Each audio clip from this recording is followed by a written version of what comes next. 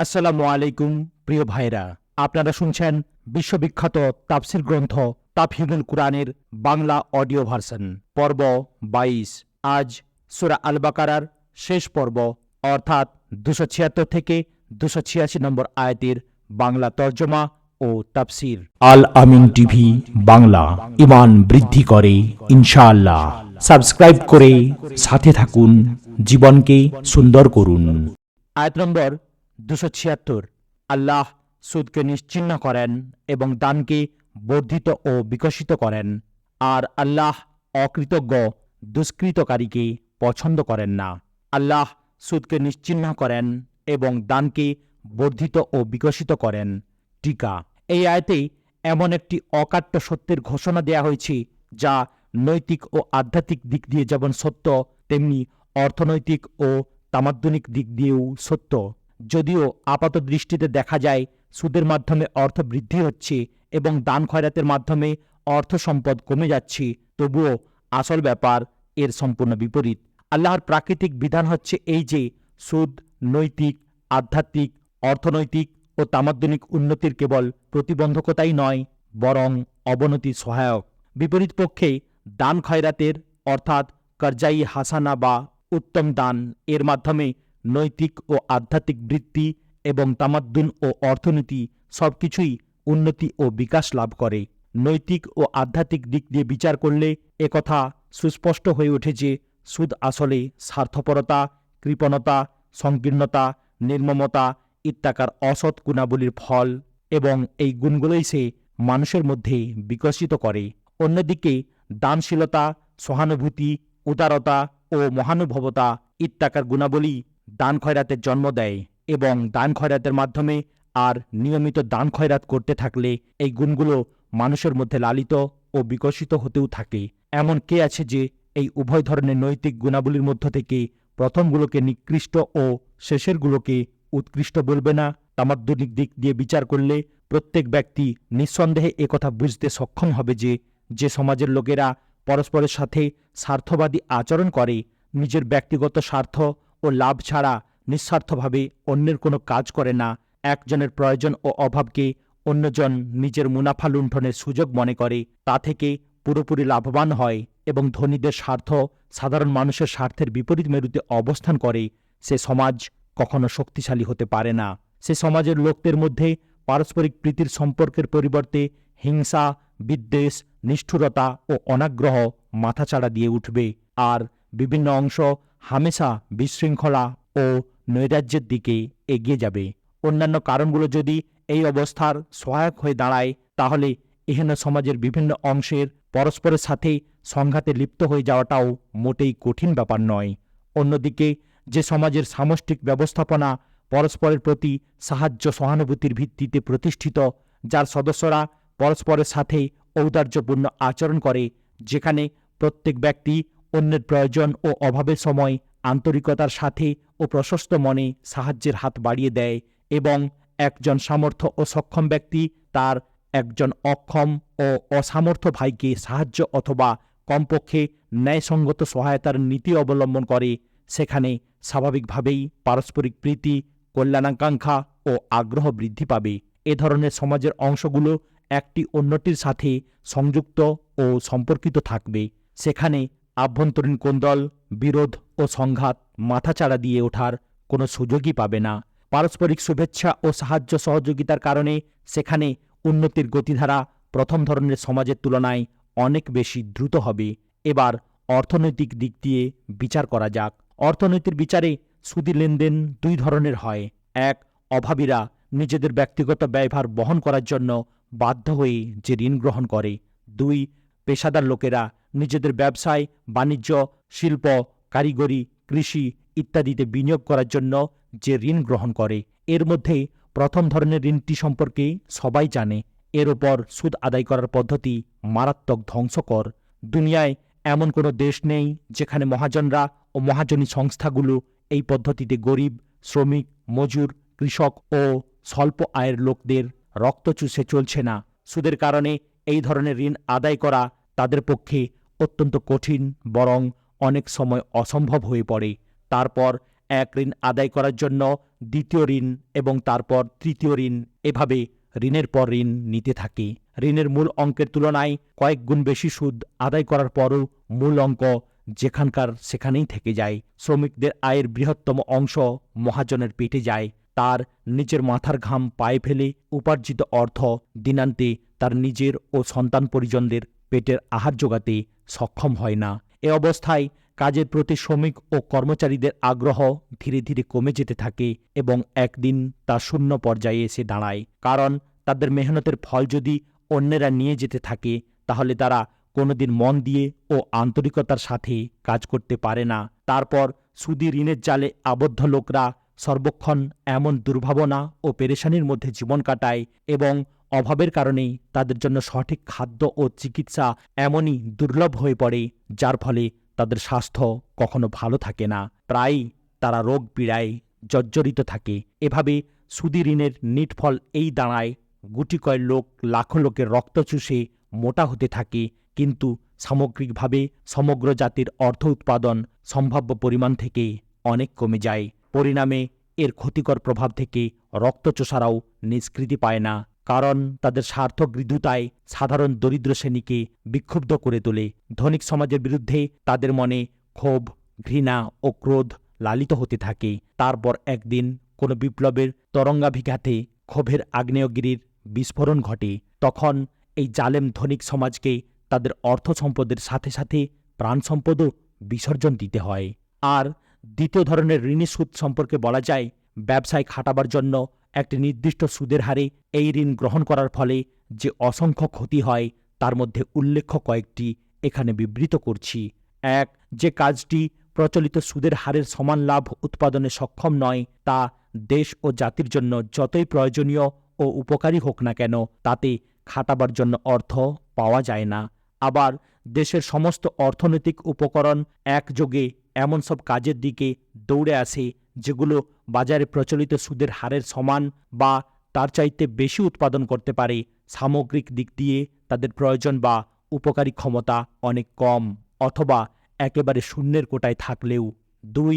ব্যবসায়, শিল্প বা কৃষি সংক্রান্ত যেসব কাজের জন্য সুদে টাকা পাওয়া যায়, তাদের কোনো একটিতেও এ ধরনের কোনো গ্যারেন্টি নেই যে সবসময় সব অবস্থায় তার মুনাফা একটি নির্দিষ্ট পরিমাণ যেন শতকরা ৫, ৬ বা ১০ অথবা তার ওপরে থাকবে এবং এর নিচে কখনো নামবে না।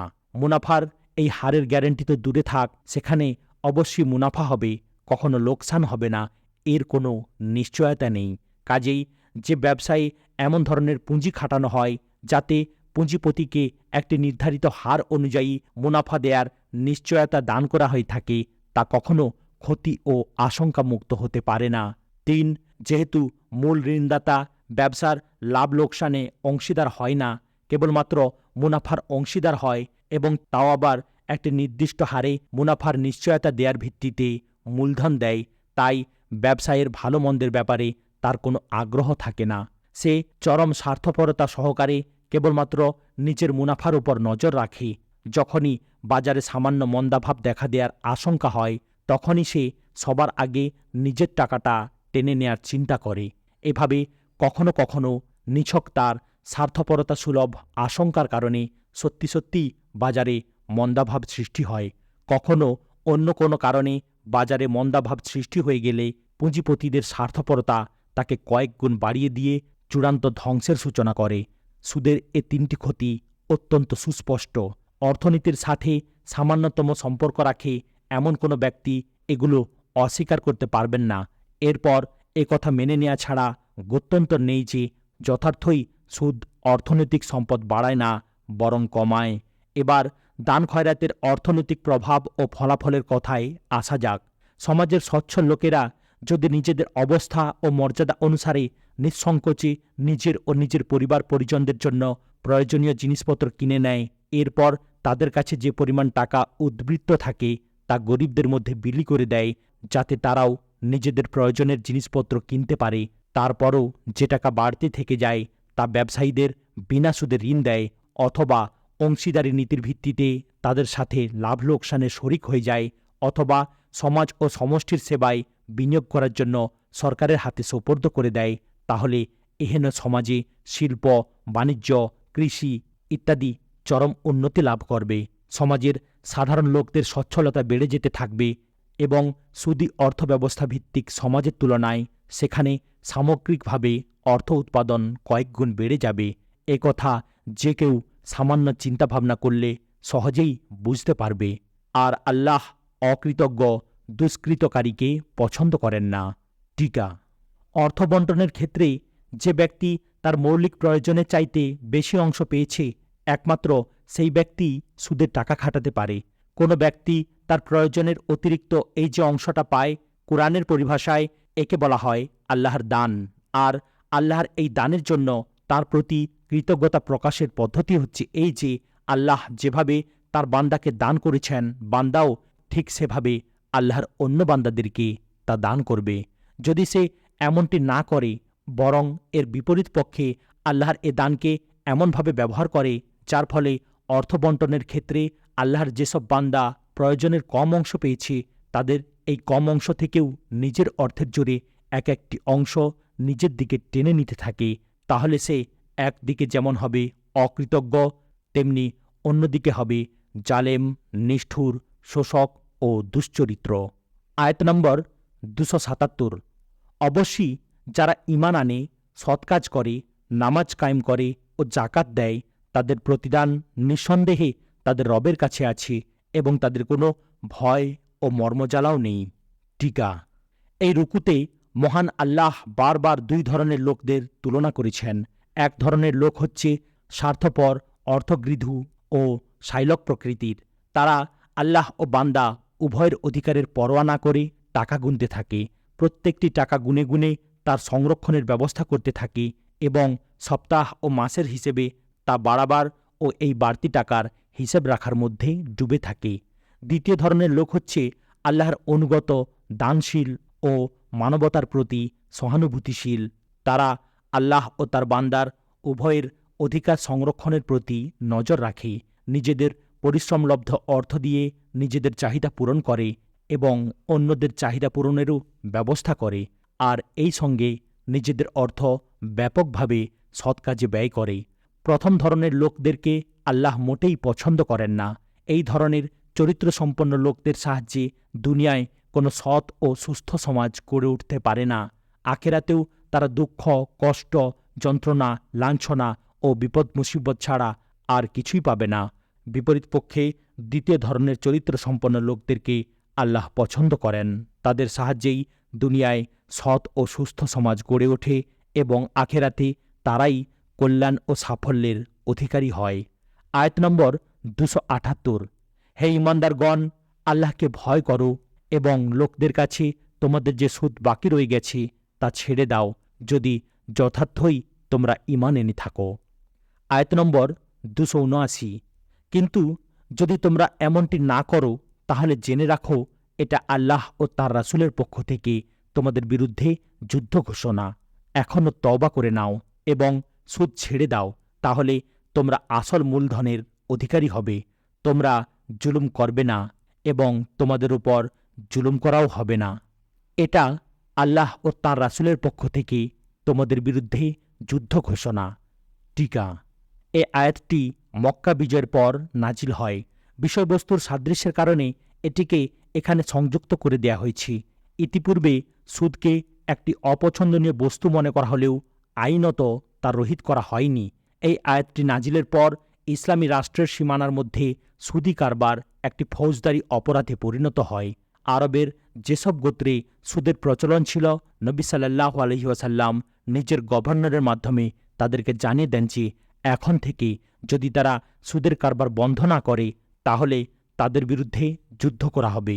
ইসলামী রাষ্ট্রের অধীনে নাজরানের খ্রিস্টানদের স্বায়ত্ত শাসনাধিকার দান করার সময় চুক্তিতে একথা সুস্পষ্টভাবে উল্লেখ করা হয়, যদি তোমরা সুদী কারবার করো তাহলে এই চুক্তি বাতিল হয়ে যাবে এবং আমাদের ও তোমাদের মধ্যে যুদ্ধাবস্থা সৃষ্টি হয়ে যাবে। আয়াতের শেষের শব্দগুলোর কারণে হযরত ইবনে আব্বাস রাদিয়াল্লাহু তাআলা আনহু, হাসান বাসরি, ইবনে সিরিন ও রুবাই ইবনে আনাস প্রমুখ ফকিহগণ এই মত প্রকাশ করেন যে যে ব্যক্তি দারুল ইসলামে সুদ খাবে তাকে তওবা করতে বাধ্য করা হবে, আর যদি সে তাতে বিরত না হয় তাহলে তাকে হত্যা করা হবে। অন্য ফকিহদের মতে এহেন ব্যক্তিকে বন্দী করে রাখাই যথেষ্ট। সুদ খাওয়া পরিত্যাগ করার অঙ্গীকার না করা পর্যন্ত তাকে কারারুদ্ধ করে রাখতে হবে। আয়াত নম্বর 280। তোমাদের ঋণগ্রহীতা অভাবী হলে সচ্ছলতা লাভ করা পর্যন্ত তাকে অবকাশ দাও, আর যদি সাদকা করে দাও তাহলে এটা তোমাদের জন্য বেশি ভালো হবে যদি তোমরা জানতে। টিকা: এই আয়াতটি থেকে শরিয়াতের এই বিধান গৃহীত হয়েছে যে যে ব্যক্তি ঋণ পরিশোধ করতে অক্ষম হয়ে পড়েছে, ইসলামী আদালত তার ঋণদাতাদের বাধ্য করবে যাতে তারা তাকে সময় দেয়, এবং কোনো কোনো অবস্থায় আদালত তার সমস্ত দেনা বা তার আংশিক মাফ করে দেওয়ারও ব্যবস্থা করবে। হাদিসে বর্ণিত হয়েছে, এক ব্যক্তির ব্যবসায়ে লোকসান হতে থাকে, তার উপর দেনার বোঝা অনেক বেশি বেড়ে যায়। ব্যাপারটি নবী সাল্লাল্লাহু আলাইহি সাল্লাম পর্যন্ত গড়ায়। তিনি লোকদের কাছে ওই ব্যক্তিকে সাহায্য করার আবেদন জানান। অনেকে তাকে আর্থিক সাহায্য দান করে, কিন্তু এরপরও তার দেনা পরিশোধ হয় না।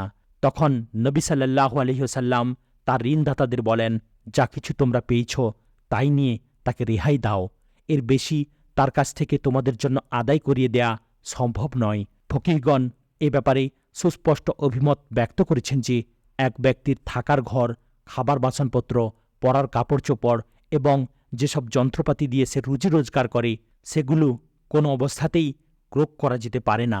আয়াত নম্বর 281। যেদিন তোমরা আল্লাহর দিকে ফিরে আসবে সেদিনের অপমান ও বিপদ থেকে বাঁচো। সেখানে প্রত্যেক ব্যক্তিকে তার উপার্জিত সৎকর্মের ও অপকর্মের পুরোপুরি প্রতিদান দেয়া হবে এবং কারো ওপর কোনো জুলুম করা হবে না।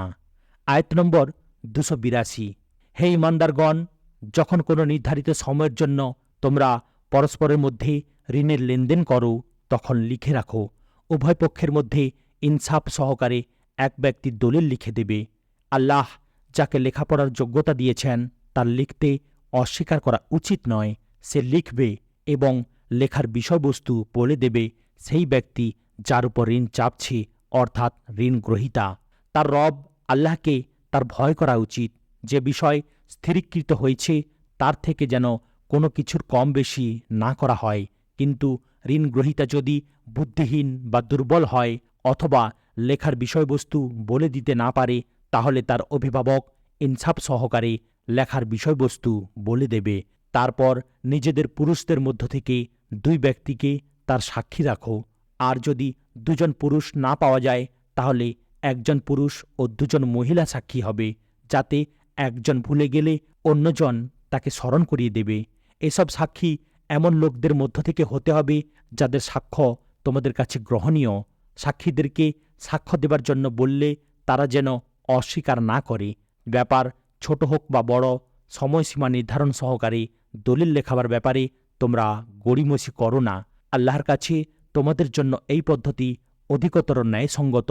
এর সাহায্যে সাক্ষ্য প্রতিষ্ঠা বেশি সহজ হয় এবং তোমাদের সন্দেহ সংশয়ে লিপ্ত হবার সম্ভাবনা কমে যায়। তবে যেসব ব্যবসায়িক লেনদেন তোমরা পরস্পরের মধ্যে হাতে হাতে করে থাকো সেগুলো না লিখলেই কোনো ক্ষতি নেই, কিন্তু ব্যবসায়িক বিষয়গুলো স্থিরীকৃত করার সময় সাক্ষী রাখো। লেখক ও সাক্ষীকে কষ্ট দিও না, এমনটি করলে গুনাহের কাজ করবে। আল্লাহর গজব থেকে আত্মরক্ষা করো। তিনি তোমাদের সঠিক কর্মপদ্ধতি শিক্ষাদান করেন এবং তিনি সবকিছু জানেন।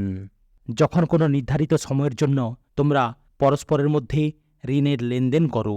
টিকা: এখান থেকে এ বিধান পাওয়া যায় যে ঋণের ব্যাপারে সময়সীমা নির্ধারিত হওয়া উচিত, তখন লিখে রাখো।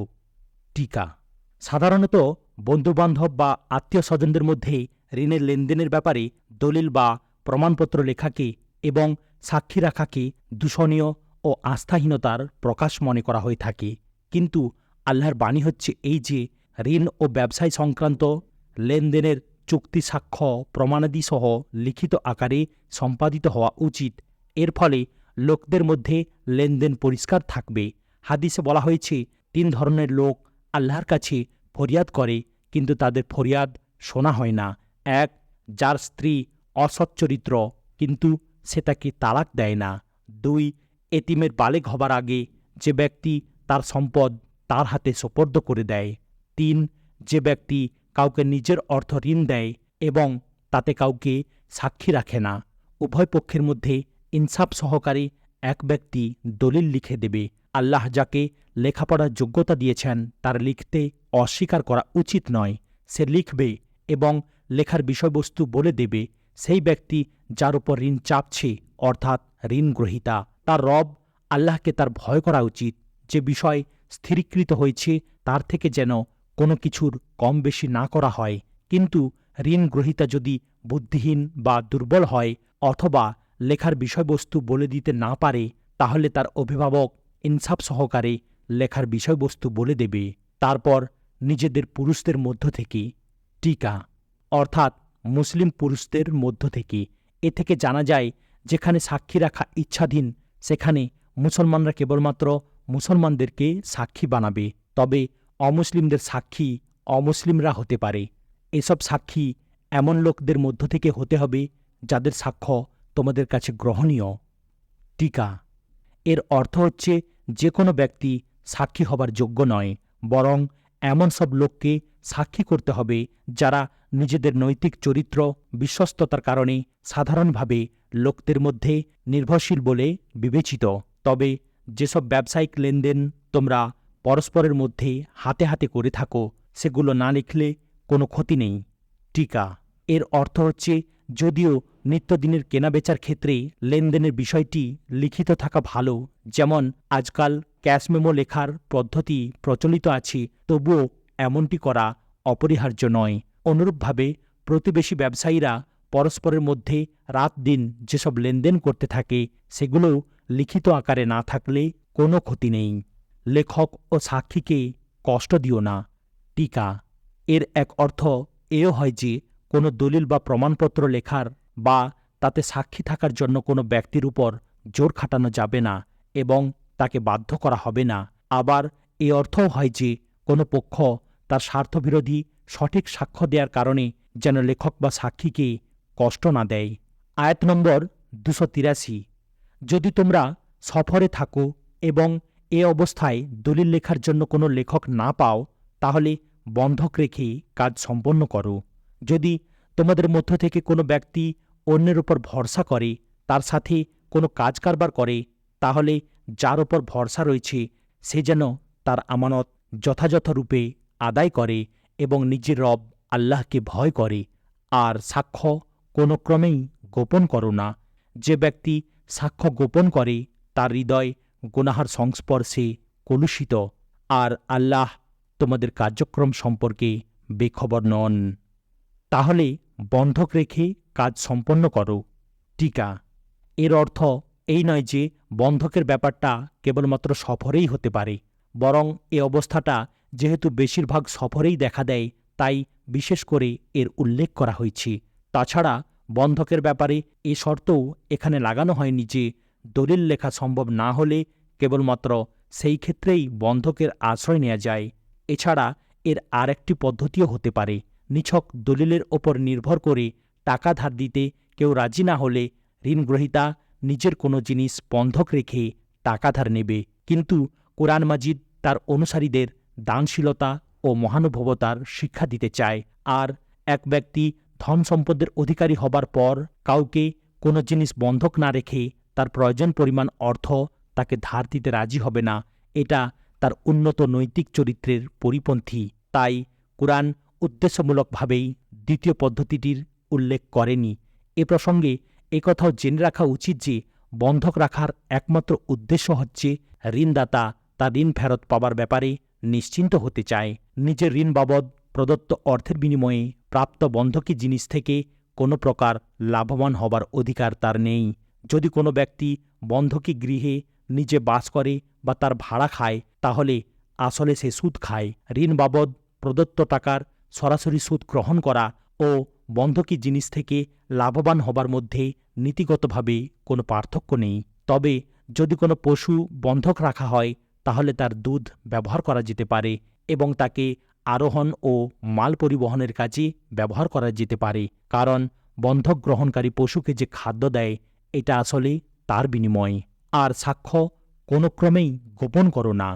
টিকা সাক্ষ্য দিতে না চাওয়া এবং সাক্ষ্যে সত্য ঘটনা প্রকাশে বিরত থাকা উভয়টি সাক্ষ্য গোপন করার আওতায় পড়ে। আয়াত নম্বর 284, আকাশসমূহে ও পৃথিবীতে যা কিছু আছে সবই আল্লাহর। তোমরা নিজেদের মনের কথা প্রকাশ করো বা লুকিয়ে রাখো, আল্লাহ অবশ্যই তোমাদের কাছ থেকে তার হিসাব নেবেন। তারপর তিনি যাকে ইচ্ছা মাফ করে দেবেন এবং যাকে ইচ্ছা শাস্তি দেবেন। এটা তাঁর এখতিয়ারাধীন। তিনি সব জিনিসের উপর শক্তি খাটাবার অধিকারী। আকাশসমূহে টিকা। এখানে ভাষণ সমাপ্ত করা হয়েছে। তাই দিনের মৌলিক শিক্ষাগুলোর বর্ণনার মাধ্যমে যেমন সূরার সূচনা করা হয়েছিল, ঠিক তেমনি যে সমস্ত মৌলিক বিষয়ের উপর দিনের ভিত্তি প্রতিষ্ঠিত, সূরার সমাপ্তি প্রসঙ্গে সেগুলোও বর্ণনা করে দেয়া হয়েছে। তুলনামূলক পাঠের জন্য সূরার প্রথম রুকুটি সামনে রাখলে বিষয়বস্তু বুঝতে বেশি সাহায্য করবে বলে মনে করি। ও পৃথিবীতে যা কিছু আছে সবই আল্লাহর। টিকা। এটি হচ্ছে দিনের প্রথম বুনিয়াদ। আল্লাহ এই পৃথিবী ও আকাশসমূহের মালিক এবং আকাশ ও পৃথিবীর মধ্যে যা কিছু আছে সব কিছু তাঁর একক মালিকানাধীন। প্রকৃতপক্ষে এই মৌলিক সত্যের ভিত্তিতেই মানুষের জন্য আল্লাহর সামনে আনুগত্যের শির নত করা ছাড়া দ্বিতীয় কোনো কর্মপদ্ধতি বৈধ ও সঠিক হতে পারে না। আল্লাহ অবশ্যই তোমাদের কাছ থেকে তার হিসাব নেবেন। টিকা। এই বাক্যটিতে আরও দুটি কথা বলা হয়েছে। এক, প্রত্যেক ব্যক্তি এককভাবে আল্লাহর কাছে দায়ী হবে এবং এককভাবে তাকে জবাবদিহি করতে হবে। 2, পৃথিবী ও আকাশের যে একচ্ছত্র অধিপতির কাছে মানুষকে জবাবদিহি করতে হবে, তিনি অদৃশ্য ও প্রকাশ্যের জ্ঞান রাখেন। এমনকি লোকদের গোপন সংকল্প এবং তাদের মনের সঙ্গোপনে যেসব চিন্তা জাগে সেগুলোও তাঁর কাছে অপ্রকাশ নেই।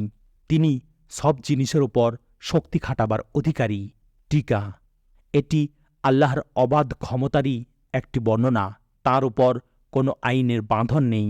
কোনো বিশেষ আইন অনুযায়ী পদক্ষেপ গ্রহণ করার জন্য তিনি বাধ্য নন, বরং তিনি সর্বময় ও একচ্ছত্র ক্ষমতার অধিকারী।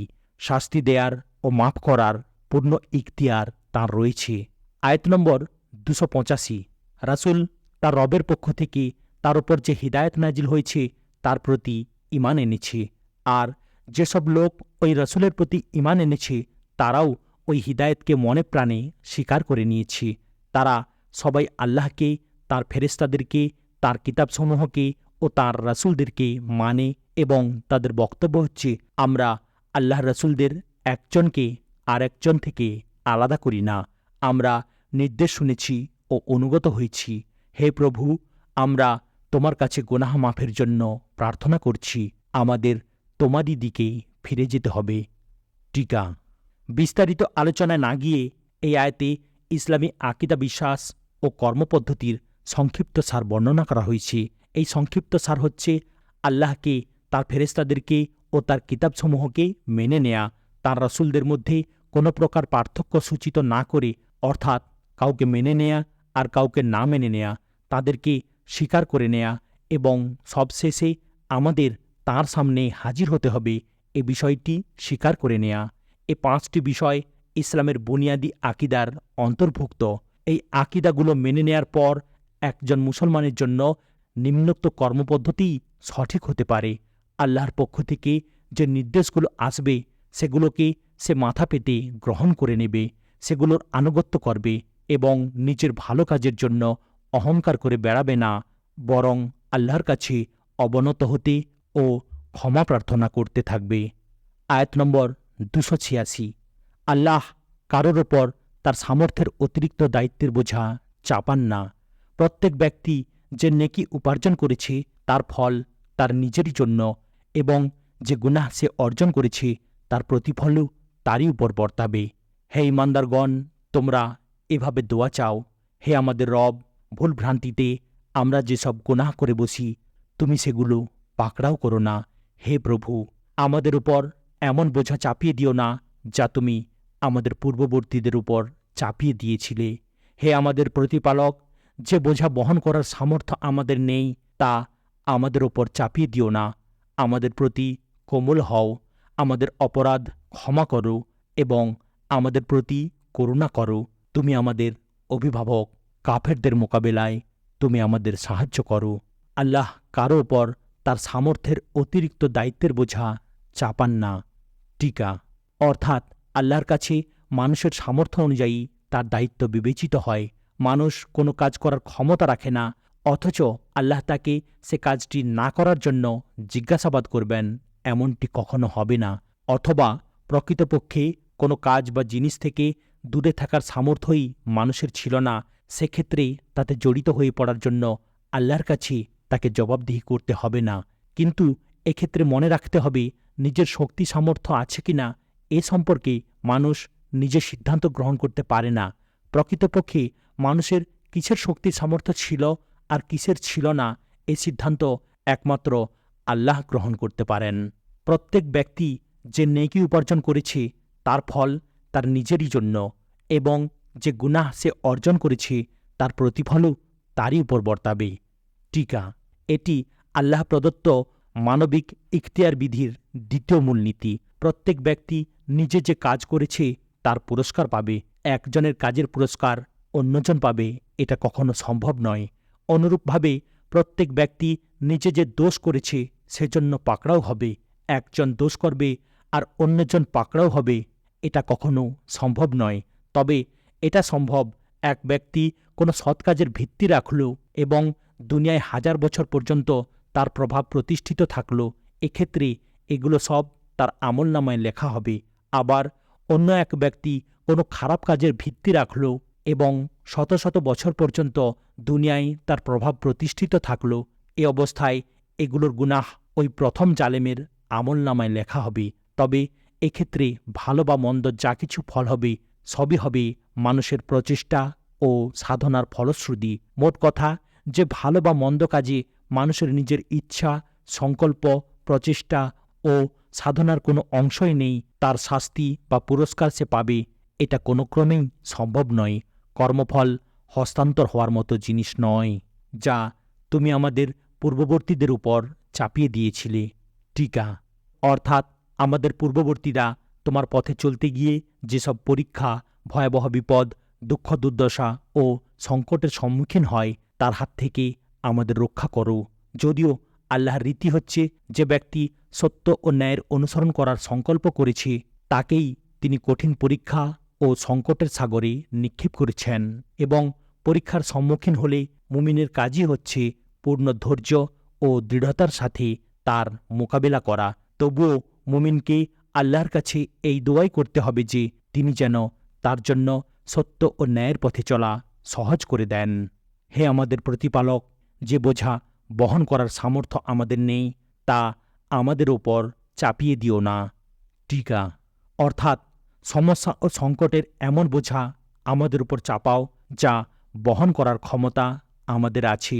যে পরীক্ষায় পুরোপুরি উত্তীর্ণ হবার ক্ষমতা আমাদের আয়ত্তাধীন, তেমনি পরীক্ষায় আমাদের নিক্ষেপ করো। আমাদের সহ্য ক্ষমতার বেশি দুঃখ, কষ্ট, বিপদ আমাদের উপর চাপিয়ে দিও না, তাহলে আমরা সত্য পথ থেকে বিচ্যুত হয়ে যাব। কাফেরদের মোকাবিলায় তুমি আমাদের সাহায্য করো। টিকা এই দোয়াটির পূর্ণ প্রাণসত্তা অনুধাবন করার জন্য এর নিম্নোক্ত প্রেক্ষাপটটি সামনে রাখতে হবে। হিজরতের প্রায় 1 বছর আগে মিরাজের সময় এ আয়াতটি নাজিল হয়েছিল। তখন মক্কায় ইসলাম ও কুফরের লড়াই চরম পর্যায়ে পৌঁছে গিয়েছিল। মুসলমানদের মাথায় বিপদ ও সংকটের পাহাড় ভেঙে পড়েছিল। কেবল মক্কাতেই নয়, আরব ভূখণ্ডের কোথাও এমন কোনো জায়গা ছিল না যেখানে কোনো ব্যক্তি দ্বীন ইসলাম গ্রহণ করেছিল এবং তার জন্য আল্লাহর জমিনে বেঁচে থাকা কঠিন হয়ে পড়েনি। এ অবস্থায় মুসলমানদের আল্লাহর কাছে এভাবে দোয়া করার নির্দেশ দেওয়া হলো। দানকারী নিজেই যখন চাওয়ার পদ্ধতি বাতলে দেন তখন তা পাওয়ার ব্যাপারে পূর্ণ নিশ্চিত হওয়া যায়। তাই এই দোয়া সেদিন মুসলমানদের জন্য অসাধারণ মানসিক নিশ্চিন্ততার কারণ হয়। এছাড়াও এই দোয়ায় পরোক্ষভাবে মুসলমানদের নির্দেশ দেয়া হয়, নিজেদের আবেগ অনুভূতিকে কখনো অসঙ্গত ও অনুপযোগী ধারায় প্রবাহিত করো না, বরং সেগুলোকে এই দোয়ার ছাঁচে ঢালাই করো।